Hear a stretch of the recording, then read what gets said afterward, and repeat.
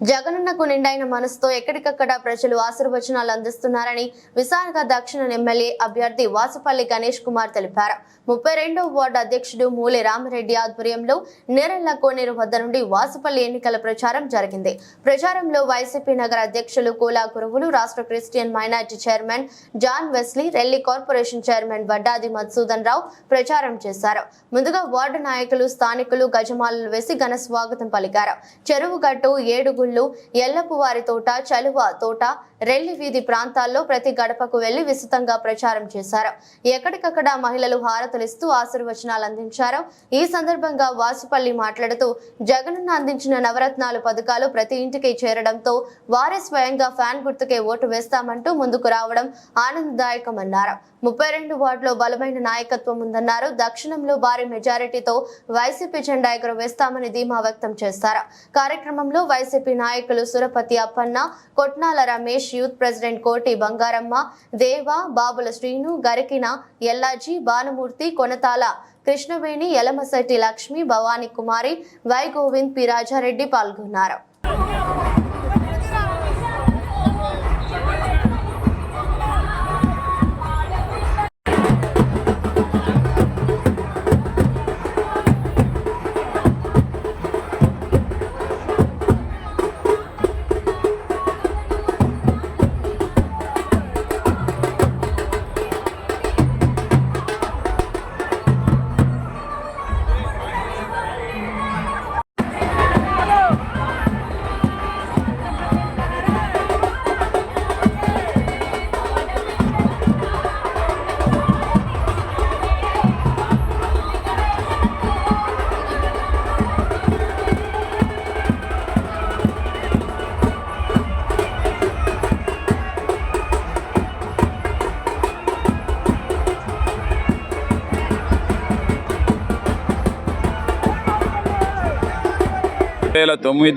ఎలక్షన్స్కి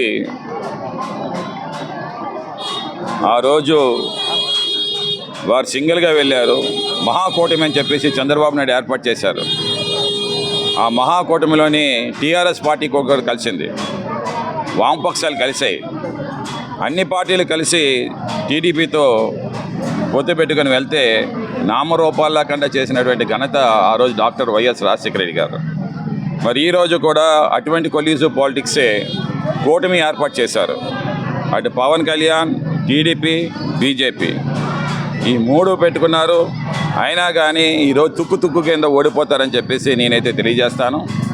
తప్పకుండా జగన్మోహన్ రెడ్డి గారు ఇంకొక 20 సంవత్సరాలు ఈ రాష్ట్రానికి ముఖ్యమంత్రిగా ఉంటారు. ఎందుకంటే ప్రజలు కోరుకుంటామన్నారు. రాజకీయ నాయకులుగా మేము కోరుకునేది వేరో, ప్రజలు కోరుకునేది వేరో.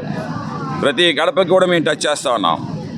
ప్రతి గడప దగ్గర కూడా మాకు మంచి రెస్పాన్స్ వస్తూ ఉంది. ఆ బాబుది ₹1 తిన్నాము, మేము మళ్ళీ ఆ బాబుకే ఓటేసుకుంటాం.